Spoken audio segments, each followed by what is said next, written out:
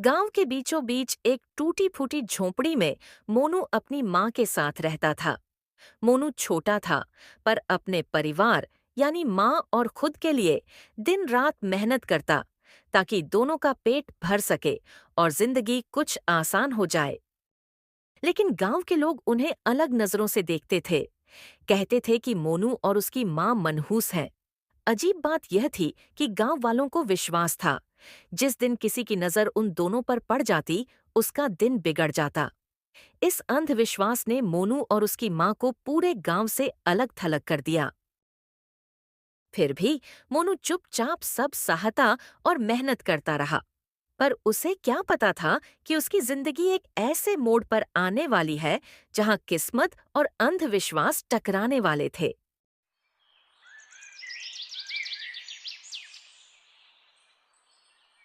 एक दिन जब मोनू गांव के चौराहे से होकर सिर पर लकड़ियां रखकर गुजर रहा था, तभी पास में खड़े एक व्यक्ति ने कहा। अरे राम राम। ये सुबह सुबह मनहूस सूरत लिए हमारे सामने कैसे आ गया? आज का दिन तो पूरा खराब जाएगा। आपने सही कहा भाई। हमारे पूरे गांव और इस राज्य में इसके जैसा मनहूस कोई नहीं है। जब से पैदा हुआ है तभी से मनहूसी फैला रहा है। कोई भी इसे देख ले तो उसका दिन व्यर्थ हो जाता है। हाँ, मैंने तो यहां तक सुना है कि जो भी व्यक्ति इससे लकड़ियां खरीदता है, उसके साथ कोई न कोई अनहोनी घट जाती है। चल भाई, यहां से निकलते हैं। कहीं ये मनहूस हमारे पास आ गया तो हमारे साथ भी कोई हादसा न हो जाए। ये सब गांव वाले मुझे और मेरी माँ को ताने मारते हैं। एक दिन अगर मुझे मौका मिल गया तो मैं इन सब को चुन चुन कर ऐसे ताने मारूंगा कि ये लोग खुद शर्म से मर जाएंगे। इतना कहकर मोनू दिन भर लकड़ियां बेचने में लग जाता है। लकड़ियां ले लो, ताज़ी ताज़ी लकड़ियां। आइए भैया, ज़रा आप भी देख लीजिए, कितनी अच्छी और सीधी लकड़ियां हैं। सब लोग वहां से गुजर तो रहे थे, पर कोई भी उसके पास नहीं आ रहा था। सिर्फ देखते और निकल जाते थे। यह सब देखकर मोनू को बहुत बुरा और दुख भी हो रहा था। वह सोचने लगा, सब लोग मेरी लकड़ियां क्यों नहीं खरीदते। शाम होते होते मोनू सारी लकड़ियां सिर पर रखकर घर की ओर निकल पड़ा। कुछ ही देर में थका हारा घर पहुंच गया। उधर उसकी माँ कमला बेटे के लिए खाना बना रही थी। मोनू को देखते ही बोली। मोनू, तू आ गया बाजार से? हाँ माँ, आ गया, लेकिन आज कुछ खास नहीं रहा। क्यों बेटा, आज फिर एक भी लकड़ी नहीं बिकी क्या? हाँ माँ, एक भी लकड़ी नहीं बिकी। ऊपर से ये गांव वाले हमें मनहूस कहते हैं, इसलिए कोई भी हमारे पास आने से कतराता है। पता नहीं इन गांव वालों को हमसे इतनी नफरत क्यों है। ये लोग हमें देखना तक नहीं चाहते। हाँ माँ, मैं तो बस एक मौके की तलाश में हूँ। जिस दिन वो मौका मिला, मैं इन गांव वालों को सबक सिखा दूंगा। बेटा, वैसे भी हमारे नसीब में 2 वक्त का खाना चैन से खाना भी नहीं लिखा है। उनकी घमंड तोड़ने की तो दूर की बात है। ऐसे ही कुछ दिन बीत गए। एक दिन मोनू कुल्हाड़ी लेकर जंगल के काफी अंदर चला गया। जंगल घना और विशाल था। चलते चलते वह अपने आप से बड़बड़ाने लगा। हाँ, गांव वाले सच कहते हैं, मैं सच में मनहूस हूँ। तभी तो सब मुझसे घृणा करते हैं। मेरे पास कोई काम तक नहीं है और ऊपर से ये कुल्हाड़ी भी मुझसे ढंग से नहीं चल रही। चलो, आगे जाकर देखता हूँ, शायद आज के लिए कुछ मिल जाए। इतना कहकर मोनू और अंदर जाने लगा। उसे इस बात का ध्यान भी नहीं रहा कि वह जंगल के किस कोने में जा रहा है। चलते चलते वह उस मायावी जगह पहुंच गया, जहां आज तक कोई इंसान या प्राणी भी नहीं गया था। जब मोनू ने चारों तरफ देखा, तो उसे होश आया कि वह किसी अनजानी और रहस्यमयी जगह पहुंच चुका है। अरे, ये मैं कहाँ आ गया हूँ? इस जंगल के इस हिस्से में तो मैं कभी नहीं आया। कुछ अजीब सा लग रहा है। तभी उसे एक सफेद रंग की गाय नजर आती है। उस सुनसान जंगल में उस जगह पर एक पंछी की आवाज तक नहीं आ रही थी। ये गाय इस जंगल में कहाँ से आ गई? और तो और, ये गाय तो काफी सुंदर भी लग रही है। अगर मैं इसे मंडी में ले जाकर बेच दूं तो मुझे इसके बदले में काफी पैसे मिल जाएंगे और मैं कोई काम शुरू कर सकता हूं। मोनू उसके पास पहुंचकर जैसे ही गाय का सींग पकड़ता है, उसे एक जोरदार बिजली का झटका लगता है। वह कुछ दूर जाकर गिर जाता है। अरे अरे, ये कैसा झटका लगा मुझे। ये कौन सी गाय है जिसमें बिजली जैसे करंट लग रहे हों? ये गाय है या बिजली का खंभा? हो ना हो, ये गाय आम नहीं लग रही। ये कोई साधारण गाय तो बिल्कुल नहीं है। तभी गाय मोनू से कहती है, मैं नंदी हूँ। नंदी कोई आम गाय की तरह नहीं हूँ जिसे तुम छू सको। मैं जादुई गाय हूँ। अगर तुम मनहूस से मेरी रक्षा करोगे तो मैं तुम्हें धन के साथ साथ वरदान भी दूंगी। लोग तुम्हें मनहूस कहना भी छोड़ देंगे और तुमसे वैर भी नहीं करेंगे। अरे, ये तो बहुत अच्छी बात है। मुझे तो ऐसी ही गाय की ज़रूरत थी जो मुझे बिना कुछ किए राजा जैसा बना दे। ठीक है, मुझे मंजूर है। अगर तुम मेरी हमेशा रक्षा करोगे तो तुम्हें अपार धन और समृद्धि मिलेगी, लेकिन तुम्हारे गांव वालों को उसकी कीमत चुकानी होगी। सोच समझकर बोलना। हाँ, मुझे कोई दिक्कत नहीं है। जो चाहो तुम उनके साथ कर सकती हो। मुझे तो बस धन चाहिए, धन। दोनों में रजामंदी हो जाती है। मोनू नंदी को अपने घर ले आता है। मोनू की माँ कमला नंदी को देखकर चौंक जाती है और कुछ देर बाद कहती है, मोनू, तू इस गाय को कहाँ से ले आया है? और ये दिखने में तो बहुत अजीब सी लग रही है। अरे माँ, चुप हो जाओ। किसी को भनक भी नहीं लगनी चाहिए कि हमारे घर में गाय है, क्योंकि ये कोई साधारण गाय नहीं है। इसका नाम है नंदी। क्या सच में बेटा ये साधारण गाय नहीं है? हाँ माँ, हाँ। अब हमें धन और बहुत कुछ मिल सकता है और हम भी गांव में सबसे अमीर बन जाएंगे। गाय को एक कोने में बांध देता है।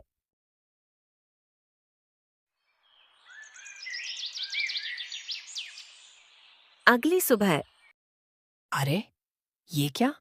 मेरी कमर का दर्द गायब हो गया, जैसे मुझे कभी कुछ हुआ ही ना हो। अरे माँ, ये तो सच में कमाल हो गया।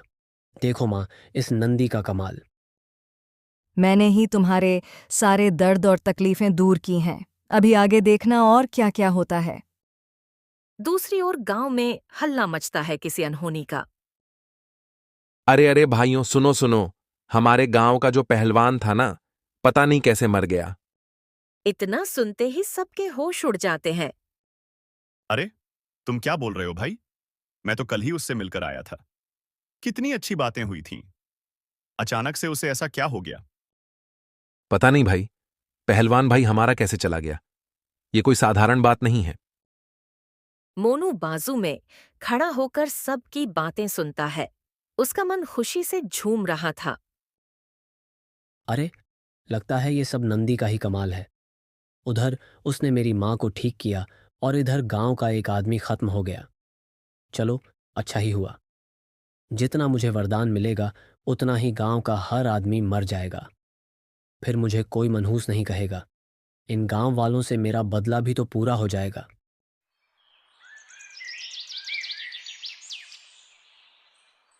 जैसे ही शाम होती है, मोनू नंदी से कहता है, देखो नंदी, अब मुझे तो ढेर सारा धन चाहिए ताकि मैं एक आलीशान घर बना सकूं और कभी भी धन की कमी ना हो। हाँ ठीक है, तुम्हें सब मिलेगा जो तुम मांग रहे हो, लेकिन इसके बदले में गांव वालों को चुकाना होगा। कुछ ही देर में मोनू की आंखों के सामने ढेर सारा धन आ जाता है। ये सब देखकर मोनू और उसकी माँ कमला हैरान रह जाते हैं। अरे वाह वाह वाह, अब तो मैं सच में अमीर बन गया। अब हमारे पास किसी भी चीज की कमी नहीं रहेगी। सारे गांव वाले देखते ही रह जाएंगे। हाँ बेटा, लगता है हमारा जीवन सुधर जाएगा। लेकिन इसका पता किसी को भी नहीं चलना चाहिए कि यह धन हमारे पास कहाँ से आया है। हाँ माँ, हम दोनों कभी किसी से कुछ नहीं बताएंगे।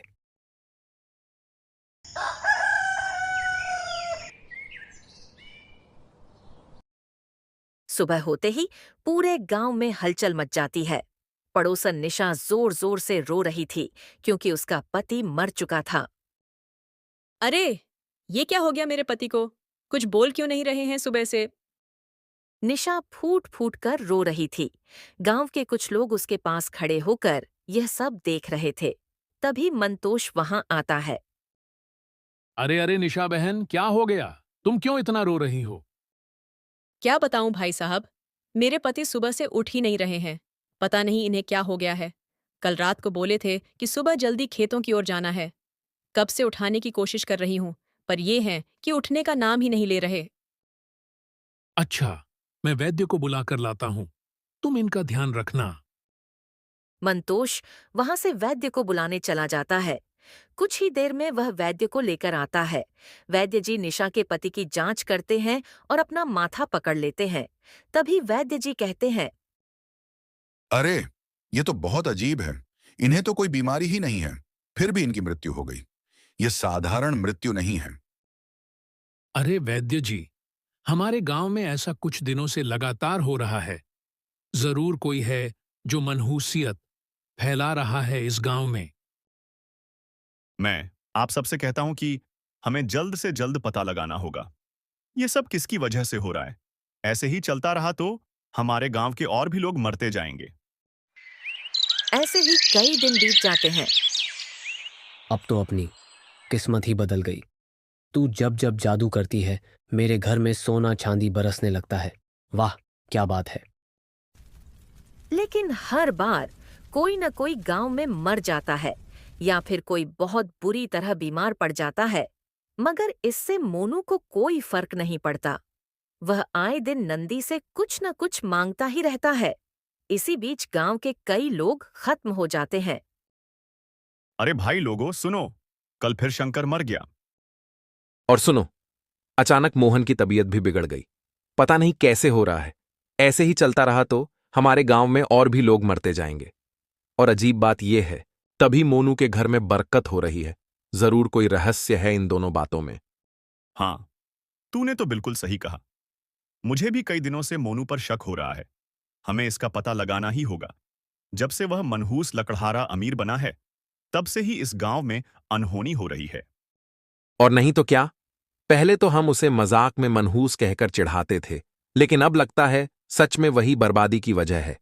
चलो, सब गांव वालों को इकट्ठा करके उसके घर चलते हैं। सभी गांव वाले इकट्ठा होकर मोनू के घर के बाहर आ जाते हैं।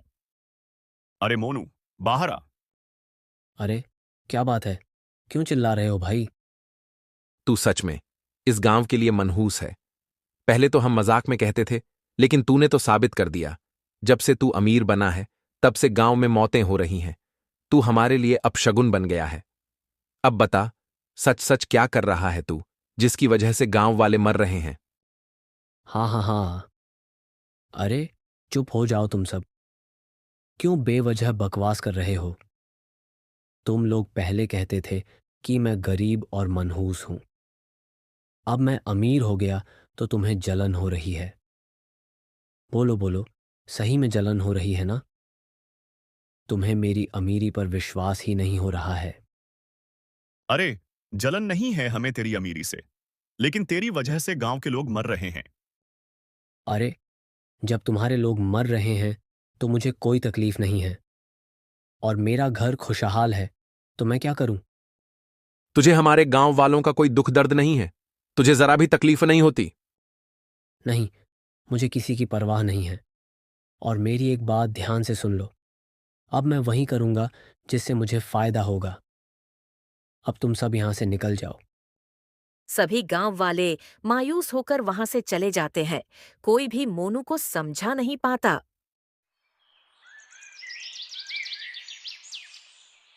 एक दिन आधी रात को मोनू देखता है कि नंदी चुपके से कहीं जा रही है। वह एक कोने से चुपचाप देख रहा होता है। अरे, ये नंदी कहाँ जा रही है मुझसे बिना बताए? लगता है मुझसे पीछा छुड़ाना चाहती है। नहीं, नहीं, मुझे इसे जाने से रोकना होगा। इससे पहले मुझे इसका पीछा करना होगा। ये आखिर कहाँ जा रही है? इतना कहकर मोनू भी नंदी के पीछे पीछे चलने लगता है। थोड़ी दूर जाकर नंदी अचानक रुक जाती है और अपने आगे वाले पैर से जमीन खोदने लगती है। अरे नंदी, ये क्या कर रही हो? यहाँ मिट्टी क्यों खोद रही हो? मोनू, तुम यहाँ खोदाई करो, तुम्हें एक पेटी मिलेगी। पेटी? अगर उसमें खजाना निकला तो आज फिर मज़ा ही आ जाएगा और फिर कोई गांव वाला मारा जाएगा। कितनी आनंद की बात होगी। मोनू मिट्टी खोदने लगता है। कुछ ही देर बाद उसे एक पुरानी और अजीब सी पेटी मिलती है। इसमें ऐसा क्या है नंदी, जो इतने अंदर दबा हुआ था? इसमें तो वह है जो तुमने कभी सोचा भी नहीं होगा। ऐसा क्या है जो मेरी समझ से परे है? इसमें मेरे पहले मालिक की अस्थियां हैं, क्योंकि वह मेरे काम में सफल नहीं हो पाया। ये सुनकर मोनू के पसीने छूट गए। उसने सोचा। कहीं मैंने कोई बड़ी गलती तो नहीं कर दी? मोनू हड़बड़ाकर नंदी से पूछता है। ना, नंदी, पहले मालिक की अस्थियां? हाँ, मैंने उसे अपार धन दिया था, लेकिन जब मेरी बारी आई मदद करने की तो वह असफल रहा और मारा गया। ए, तुम क्या कह रही हो नंदी? वह चीज क्या थी जिसके कारण वो मारा गया?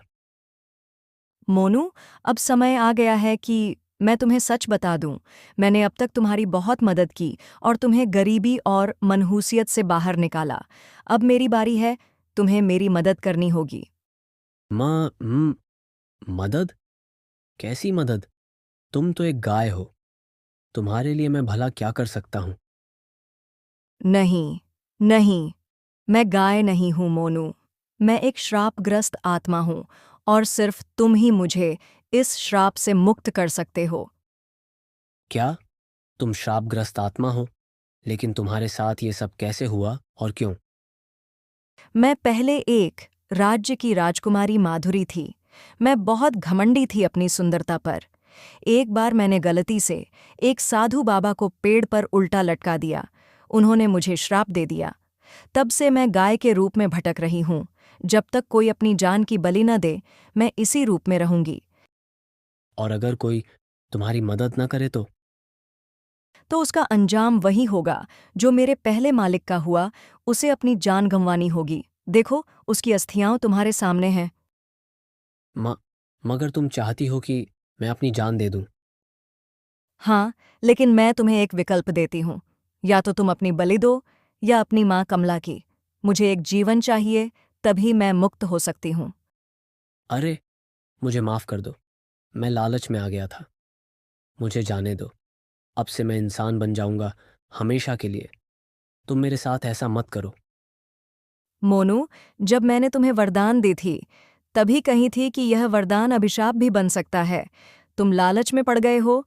अब तुम्हें मेरा काम करना ही पड़ेगा। तुम्हारे पास सिर्फ एक दिन का समय है। सोच समझकर फैसला करना। मोनू निराश और भरे मन से घर की ओर लौटता है। मोनू, तू इतनी रात को कहाँ चला गया था, वो भी बिना बताए? और नंदी नहीं दिख रही है, वो कहाँ है? अरे माँ, वो कोई नंदी बंदी नहीं है। वो तो राज्य की श्रापित राजकुमारी है, जिसने हमें इतना सारा धन दिया है। लेकिन अब उसके बदले में हम दोनों में से किसी एक को अपनी बलि देनी होगी। क्या क्या कह रहा है बेटा? हाँ माँ, चाहे मेरी बलि ले या तुम्हारी, हम दोनों अब इस श्राप में फंस चुके हैं। लेकिन माँ, मैं आपको खोना नहीं चाहता। मैं अपनी बलि दूंगा। नहीं बेटा, मैं दूंगी अपनी बलि। तू आराम से इस घर में रह। मेरा जीवन अब कितना बचा है?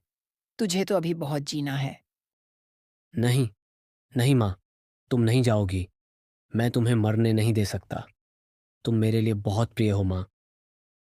बेटा, ये वक्त दिल से सोचने का नहीं है, बल्कि दिमाग और सूझबूझ से सोचने का है।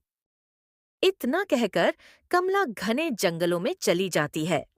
रात का अंधेरा और लोमड़ी की आवाज आ रही थी। मोनू भी एक कोने में रोने लगता है। तभी नंदी कमला के सामने आ जाती है। जल्दी बोलो कमला, तुमने क्या फैसला किया है? मैं तैयार हूँ बलि के लिए। उसके बदले में तुम मेरे बेटे को छोड़ देना। ध्यान रहे, कभी भी तुम वहां से वापस नहीं आ सकती। मुझे मंजूर है नंदी। तुम भी अपना वचन मत भूलना। नंदी अपने जादू से कमला को गायब कर देती है। उसी पल वह गाय से बदलकर राजकुमारी के रूप में आ जाती है और वहां से अपने महल की ओर चली जाती है। उधर मोनू अपने कमरे में गहरी नींद में सोया था।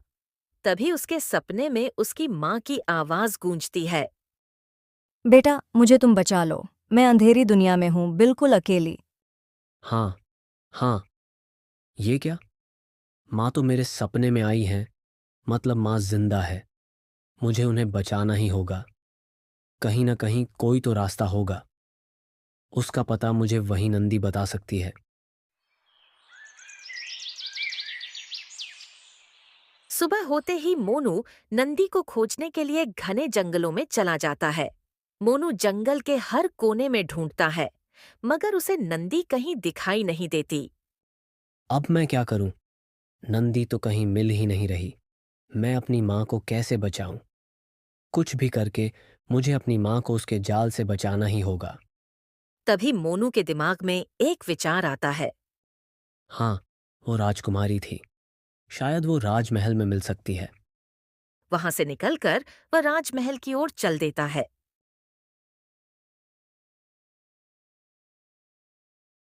आओ, आओ मोनू, मैं तब से तुम्हारा ही इंतजार कर रही थी।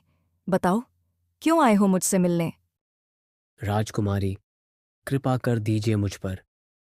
मुझे अपनी माँ को बचाना है। वो तड़प रही है किसी अंधेरी दुनिया में।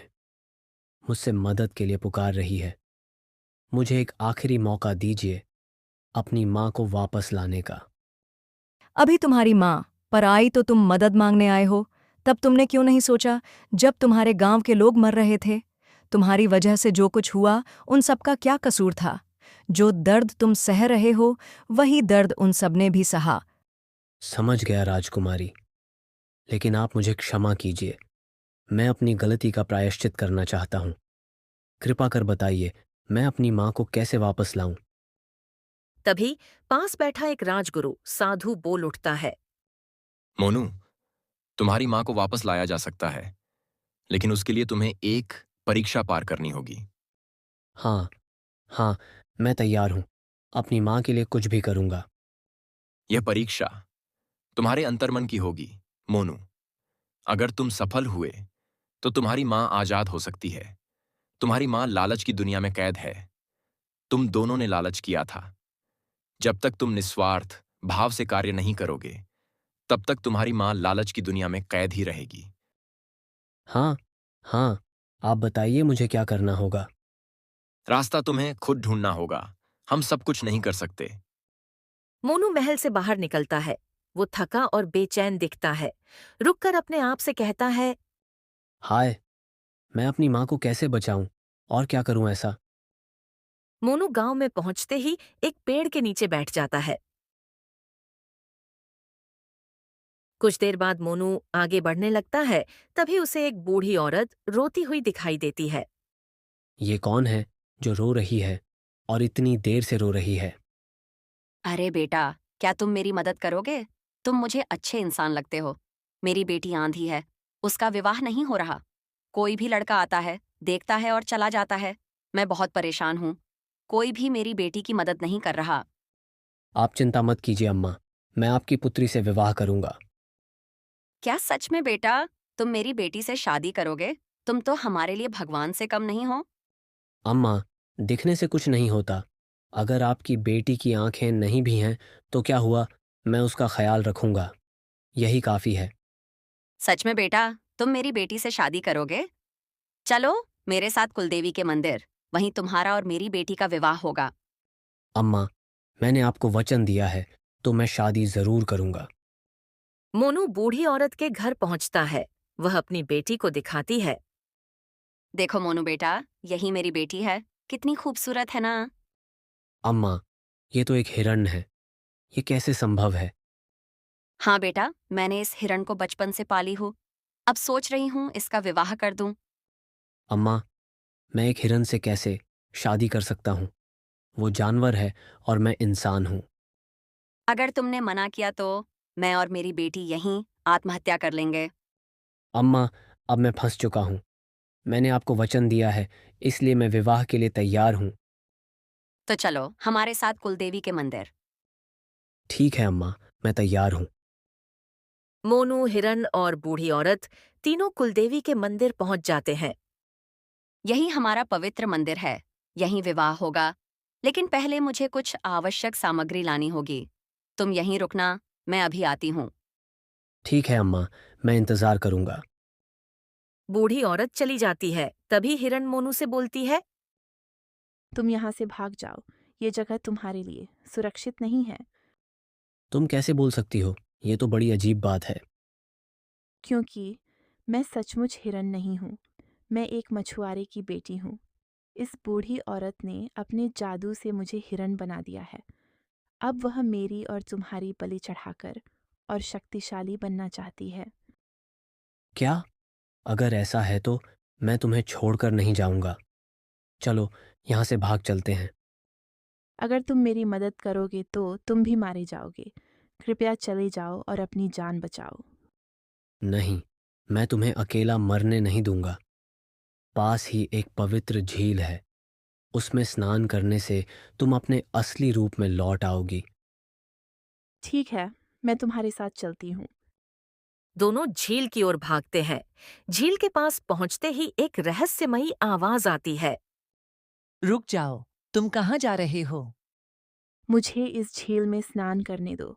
मैं श्राप से मुक्त होकर अपने असली रूप में आना चाहती हूँ। लेकिन पहले तुम्हें मन की परीक्षा देनी होगी। क्या तुम तैयार हो? हाँ, मैं तैयार हूं। मैं अपनी आत्मा और बुद्धि से सही उत्तर दूंगा। बताओ, सत्य और निस्वार्थ में सबसे बड़ा कौन है? जो अपने स्वार्थ और लालच को त्याग कर दूसरों के लिए जीता है, वही सबसे महान है। वही सच्चा दानवीर है। तुमने सही उत्तर दिया। तुम्हारी परीक्षा सफल रही। हिरण्य झील में स्नान करती है और तुरंत एक सुंदर युवती में बदल जाती है। तुम्हारी मदद ने मेरा श्राप तोड़ दिया। अब मैं स्वतंत्र हूँ। तुम्हारा धन्यवाद। किसी की मदद करना ही मेरी असली जिम्मेदारी है। अब चलो, मैं तुम्हें गांव छोड़ देता हूँ। दोनों गांव पहुंचते हैं और अलग हो जाते हैं। लड़की अपने घर चली जाती है और मोनू उदास होकर घर लौट आता है। बेटा, कहाँ रह गया था? मैं तुम्हारा इंतजार कर रही थी। माँ, आपको देखकर मुझे सुकून मिला। हाँ बेटा, तुम्हारी साहस और विश्वास की वजह से मैं भी बच गई हूँ। माँ, निस्वार्थ प्रेम और त्याग ही असली जीवन है। साधु महाराज की शिक्षा हमेशा याद रहेगी। अब मैं कभी लालच नहीं करूंगा। बेटा, अब इस धन का क्या करें? माँ, इसे गरीबों में बांट देंगे ताकि सब अच्छे से जी सके। मोनू और कमला ने धन गरीबों में बांट दिया और खुशी खुशी जीवन बिताने लगे। ये कहानी सुधापुर नाम के एक छोटे से गांव की है, जहां इन दिनों बरसात का मौसम शुरू हो चुका था और बिजली के कड़कड़ाहट के साथ बहुत जोरदार बरसात हो रही थी। इसी गांव में मनोज नाम का एक व्यक्ति अपनी पत्नी लीला के साथ रहता था। मनोज ज्यादा पढ़ा लिखा नहीं था और उसके पास कोई खेत भी नहीं था, इसलिए वो गांव-गांव घूम-घूम कर कूड़ा कबाड़ा उठाया करता था। वो दिन भर जितना भी भंगार इकट्ठा करता था, उसे वो गांव के भंगार की दुकान में लाकर बेच देता था। परंतु उससे जो पैसे मिलते, वो सिर्फ घर का चूल्हा जलाने और जरूरी खर्चों तक ही सीमित रहते थे। बारिश के मौसम में तो हालत और भी खराब हो जाती, क्योंकि गीले कबाड़ का भाव और भी कम लग जाता था। कई बार तो मनोज को दिन भर मेहनत करने के बाद भी इतना नहीं मिलता कि अपने परिवार को पेट भर खाना खिला सके। इस वजह से मनोज को उसके पुराने टूटी-फूटी झोपड़ी में अक्सर भूख, बारिश में टपकते पानी और ठंडी के मौसम में ठंड का सामना करना पड़ता था। उस रात मौसम बेहद खराब था। मूसलधार बारिश के साथ ठंडी हवाएं भी चल रही थीं और बिजली की चमक से पूरा गांव कांप सा रहा था। अजी, बारिश के मौसम ने अब कहर ढाना शुरू कर दिया है। 2 दिन से लगातार बारिश हो रही है। न धूप निकली, न कपड़े सूख पाए। घर में हर तरफ नमी ही नमी भर गई है और ऊपर से छत भी टपक रही है। अगर यूं ही बारिश चलती रही तो खाने को कुछ भी नहीं बचेगा। हाँ लीला, तुम ठीक कह रही हो, लेकिन अब करें भी तो क्या? बारिश ने तो सबको बेहाल कर रखा है।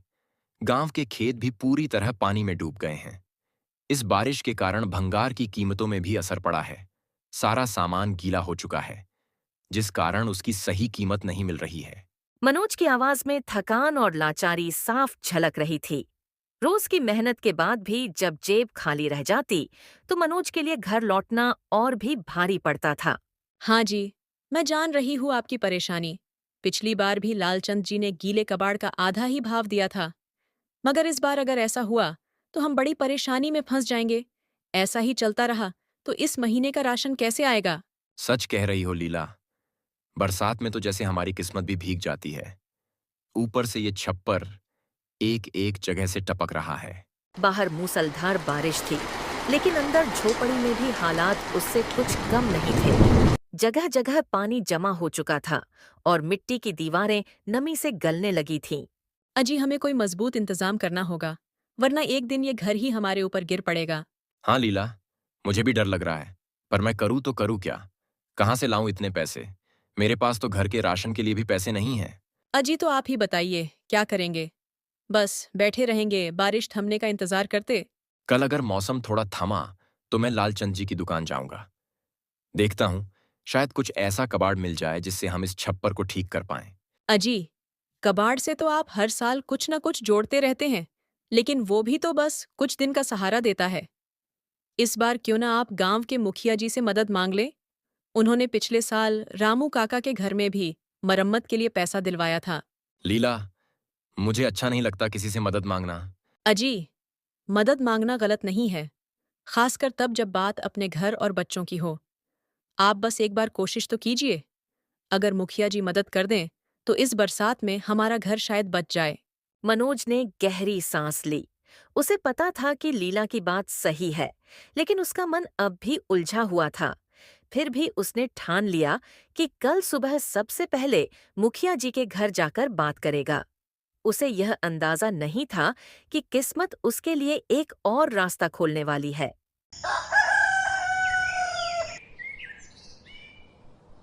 अगली सुबह बारिश थोड़ी थमी, लेकिन आसमान में अब भी काले बादल छाए हुए थे। मनोज भी मुखिया के पास जाने के लिए तैयार था, परंतु जाने से पहले उसने लीला से कहा, लीला, मैं जा रहा हूँ मुखिया जी के पास। देखता हूँ क्या कहते हैं। जी, हिम्मत रखिए और जो भी हो इज्जत से बात कीजिए। उन्हें हमारे घर की हालत साफ साफ बता दीजिएगा। हाँ लीला, मैं उन्हें सब कुछ बता दूंगा कि हम पर क्या बीत रही है। लीला को दिलासा देकर मनोज मुखिया से मिलने निकल पड़ा। बारिश लगभग थम चुकी थी, लेकिन आसमान में अब भी काले बादल मंडरा रहे थे। इन्हें देखकर मनोज ने अपनी चाल तेज कर दी और मुखिया के घर की ओर बढ़ने लगा। जैसे तैसे मनोज गांव के मुखिया के यहाँ पहुंच गया और उसे देखते ही मुखिया ने कहा, अरे मनोज, तू यहाँ कैसे? प्रणाम मुखिया जी। मैं आपसे थोड़ी मदद लेने आया हूँ। आप तो देख ही रहे हैं कि बारिश ने पूरे गांव वालों पर कहर ढा दिया है। हाँ तो उसमें क्या, बारिश का मौसम है। बारिश नहीं होगी तो ठंड कैसे पड़ेगी? कैसी बातें कर रहा है मनोज तू? हाँ मुखिया जी, लेकिन इतनी तेज बारिश के चलते हमारे घर का छप्पर टूटने की कगार पर है। मैं सोच रहा था शायद आप थोड़ी मदद कर दें। मदद? तू? अरे मनोज, तू तो कबाड़ का काम करता है ना, और मैं जानता हूं तू अच्छे खासे लोहे लकड़ी का माल इधर उधर बेचकर पैसे बनाता होगा। फिर मुझसे क्यों भीख मांगने आया है? मुखिया के मुंह से भीख वाला शब्द सुनकर मनोज को बहुत बुरा लगा, लेकिन उसके पास फिलहाल मुखिया से मदद मांगने के अलावा कोई चारा नहीं था। जी मुखिया जी, भीख नहीं मांग रहा, बस उधार या थोड़ा सहारा बारिश थमने पर लौटा दूंगा। उधार? तेरे जैसे लोग उधार लेकर कभी लौटाते हैं क्या? और सुन, मेरा काम सबकी झोपड़ी बनवाना नहीं है। तू गरीब है तो ये तेरी किस्मत है। मेरे पास अपना समय बर्बाद मत कर। मुखिया के हर शब्द मनोज के कानों में हथौड़े की तरह लग रहे थे। उसका गला सूख गया, आंखें भर आईं, लेकिन उसने किसी तरह अपनी इज्जत बचाते हुए बस इतना कहा, ठीक है मुखिया जी, जैसा आप ठीक समझें। वह चुपचाप वहां से निकल गया। बाहर बारिश फिर तेज हो गई थी और हर बूंद अब उसे सिर्फ ठंडा नहीं बल्कि जख्मी करने वाली लग रही थी। उसकी आंखों में सिर्फ लीला का चेहरा घूम रहा था और दिल में एक ही ख्याल, अगर गांव का मुखिया ही साथ नहीं देगा तो अब मुझे अपने दम पर ही कुछ करना होगा। बारिश बहुत हो रही थी, जो शायद रुकने वाली नहीं थी। इसलिए किसी तरह मनोज भारी मन और भीगी हुई कमीज के साथ घर की ओर चल पड़ा। रास्ते में कीचड़ ही कीचड़ था, फिर भी मनोज के कदम तेज थे, जैसे वह जल्दी से लीला को सब कुछ बताना चाहता हो, लेकिन मन के अंदर गुस्सा और निराशा का तूफान भी चल रहा था। किसी तरह बच बचाकर वह घर पहुंचता है और उसे देखते ही लीला ने चिंता से पूछा, अरे, आप आ गए। आप तो काफी भीग गए हो। क्या हुआ? मुखिया जी ने क्या कहा? लीला, मत पूछ। मुखिया ने तो जैसे हमारे जख्मों पर नमक छिड़क दिया। मदद तो छोड़ो, उल्टा ताने मारने लगा कि तेरे जैसे लोग कभी उधार लौटाते नहीं। क्या? उन्होंने ऐसा कहा? ये तो बहुत गलत है। हम तो बस सहारा मांग रहे थे, कोई एहसान नहीं। हाँ, लेकिन अब समझ आ गया, यहाँ किसी से उम्मीद रखना बेकार है। अब हमें अपने दम पर कुछ करना होगा। अजी, लेकिन फिर आपने मुखिया जी से क्या कहा? मैंने उन्हें समझाने की कोशिश की। कहा कि मैं मजदूरी करके हर एक पैसा लौटा दूंगा। पर वो हंसकर बोले, तू और तेरे जैसे लोग बस लेने की आदत डाल चुके हैं। हाय रे, दूसरों की मुसीबत का मजाक उड़ाना भी कोई इंसानियत है? बस उनका रवैया देखकर लगा कि जैसे मैं कोई भीख मांगने गया था। तो अब क्या करेंगे? बारिश रुकने का नाम नहीं ले रही। अगर ऐसे ही कुछ दिन और बारिश चली तो बाढ़ भी आ सकती है और हमारे घर का छप्पर भी रोज कमजोर होता जा रहा है। सच कहूं तो समझ नहीं आ रहा, लेकिन एक बात पक्की है, अब किसी के आगे हाथ नहीं फैलाऊंगा। मेरे पास एक तरकीब है जिससे हम बारिश से बच भी सकते हैं और हो सका तो 2 पैसे भी कमा लेंगे। ऐसी क्या तरकीब है तुम्हारे पास? सुनो जी, मेरे दिमाग में एक अजीब सा लेकिन काम का आइडिया आया है। अरे, ऐसा क्या सोच लिया तुमने, मुझे भी तो बताओ। देखो, अभी बारिश के कारण भंगार का भाव बहुत गिर गया है। लालचंद जैसे लोग भीगी हुई प्लास्टिक की बोतलों और कागज को आधे दाम में खरीद रहे हैं। तो क्यों ना हम ये सब बेचने की बजाय इकट्ठा करें? इकट्ठा करें? लेकिन करेंगे क्या उनका? हम उन प्लास्टिक बोतलों को अच्छे से धोकर उन्हें जोड़ देंगे। उनसे हम एक छोटा सा मजबूत घर या झोंपड़ी बना सकते हैं। प्लास्टिक पानी नहीं सोखता तो बारिश से भी बचेगा, और अगर बाढ़ आ भी गई तो पानी के ऊपर तैर भी सकता है। अरे, ये तो कमाल का आइडिया है, लेकिन क्या ये सच में टिकेगा? हाँ, टिकेगा। मैंने देखा है, कुछ गांवों में लोग बाढ़ से बचने के लिए ऐसे बोतल के तैरने वाले घर बनाते हैं। और सबसे अच्छी बात, इसमें हमारा खर्च लगभग शून्य होगा। बस मेहनत लगेगी, और मेहनत में तो हम पीछे नहीं हटते। मेहनत की बात तो तुम सही कह रही हो लीला। हम दोनों ने अपनी जिंदगी में इतना काम किया है कि अब तो हाथ पांव खुद ही रुकना नहीं जानते। और अगर ये मेहनत हमें अपने सिर पर छत दे सकती है तो चाहे रात भर भी काम करना पड़े, मैं तैयार हूं। तो ठान लीजिए, कल से हम दोनों गांव-गांव घूमकर खाली बोतलें इकट्ठा करेंगे। बारिश चाहे जितनी हो, अब हमें कोई रोक नहीं सकता। बाहर बिजली चमक रही थी, लेकिन मनोज और लीला के दिल में एक नई रोशनी जल चुकी थी, उम्मीद की।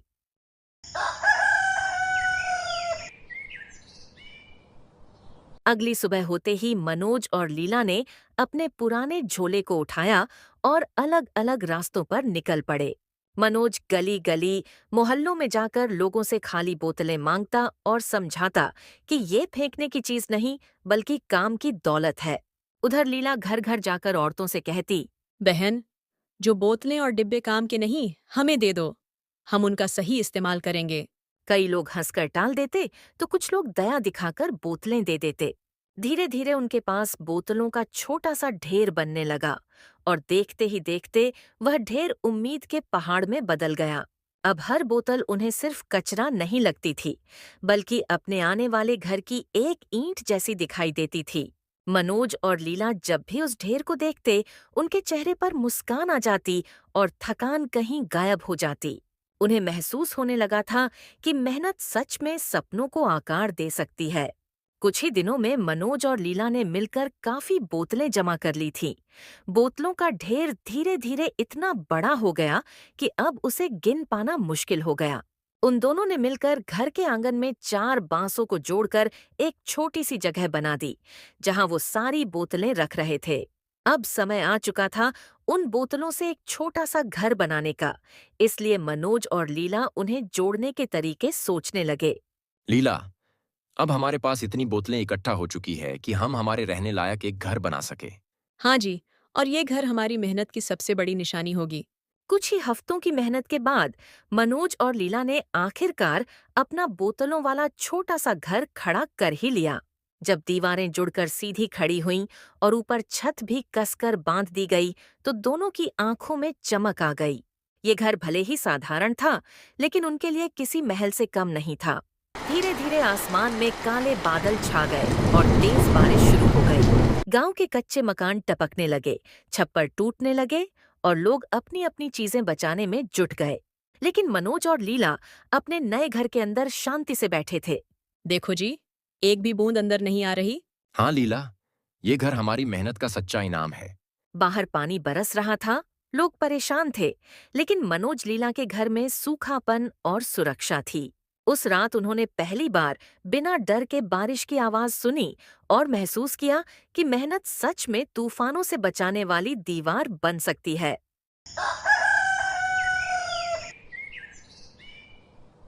अगली सुबह जब बारिश थमी तो पूरे गांव में एक नई खबर फैल गई। मनोज ने बोतलों से घर बना लिया है और उस पर एक भी बूंद पानी नहीं टपकी। ये सुनकर गांव के लोग हैरान रह गए और समूह बनाकर मनोज के घर की ओर चल पड़े। अरे सचमुच, देखो तो सही, इतना तेज पानी गिरा, लेकिन इस घर में न कहीं छत टपकी और न ही दीवार गीली हुई।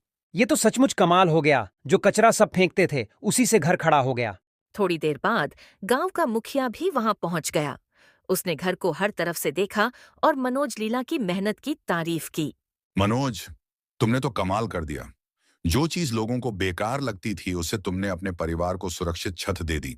ये सब लीला का विचार था मुखिया जी, मैंने बस उसका साथ दिया। जी, मेहनत और हिम्मत हो तो कुछ भी असंभव नहीं रहता।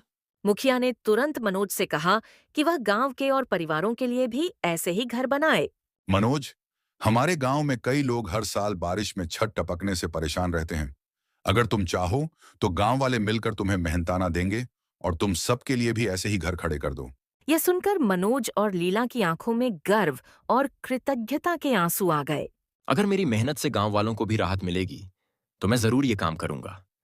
पैसे से ज्यादा खुशी तो इस बात की होगी कि सबके सिर पर सुरक्षित छत होगी।